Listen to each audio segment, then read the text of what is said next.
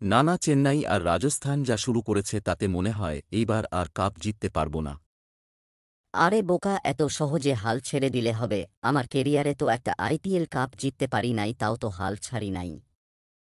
Batting bowling দুই দিকে ভালো করে হেরে যাচ্ছি, আরও তোমরা তো শুধু ব্যাটিং নিয়ে পড়ে আছো, বোলারদের তো কোনো খবরই নেই। এইবার আইপিএল হচ্ছে তা কি এমন এমন দল আছে যারা কিনা ৫০ ওভারে ২৫০ রান করতে পারে না। এইদিকে ২০ ওভারে ২৮০ করে দিচ্ছে। সে যত বড় রান করুক না কেন আমাদের গুজরাটের সাথে কেউ পারবে না। নেক্সট ম্যাচ থেকে আমরা ঘুরে দাঁড়াব, আমাদের কাপ জিততে হবে আবারও।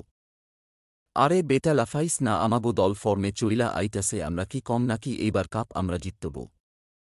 দলের মধ্যে যেই রকমের গণ্ডগোল লাগাই রাখছ, আবার কাপ তো দূরে থাক, তোমরা তো মিয়া মাপ ও পাইবা না।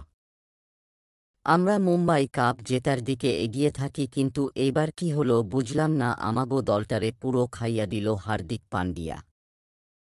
আরে দলের মধ্যে বড় কুফা তা হইলা তুমি, তোমার জন্য আমার ম্যাচ গিলা জিতা পারতাছি না। হালার পো হালা রোহিতের রাজনীতি ভাগ বসাইয়া এখন আবার রোহিতের দোষ দিতাস, তুই তো হেবি চালু মাল।